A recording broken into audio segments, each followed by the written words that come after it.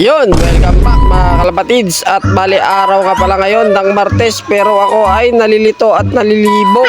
Kung ako ba'y magbibisaya or magtatagalog ay nako ay nalilibog man ako ay. Kung ano na lang sabihin natin mga kalapatids, basta yun na yun, mauna to.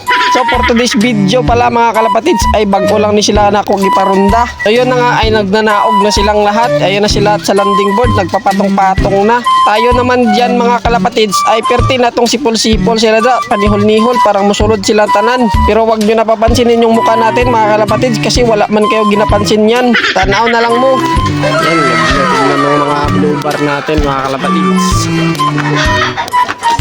Ito yung reject natin, no? Nakalabas ulit.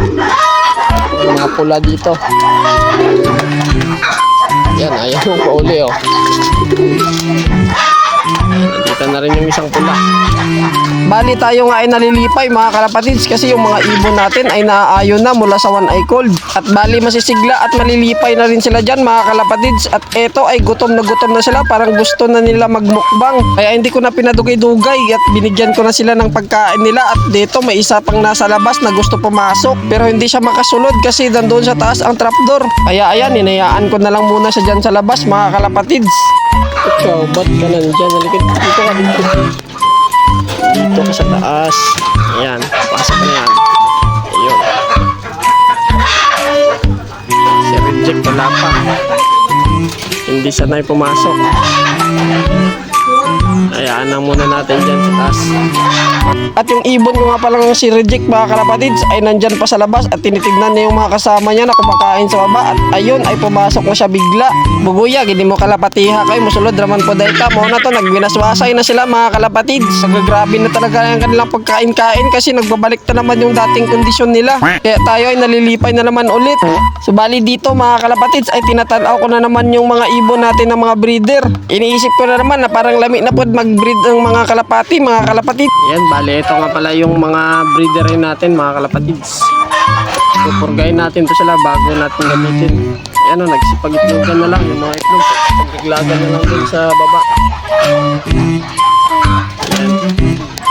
So yun na yun mga kalapatids. So bali last day na pala ngayon ang pagpapainom natin sa ilahan ng antibacterial para mawala na agad ang mga bakterya sa one eye cold sa ilahan mga kalapatids.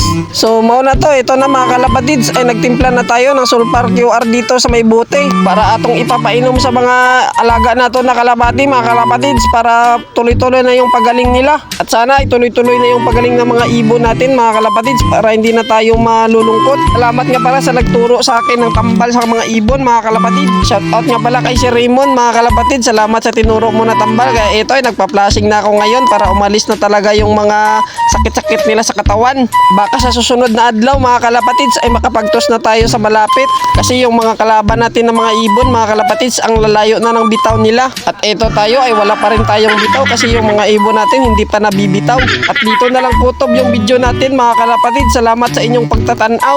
Kanya ayaw kalimot sa pag-follow and share sa atong Facebook page mga kalapatids. Nadara sa comment section, pwede mo dara mag-comment. So diri na lang ko to. Bye-bye mga pangit nan mo oy.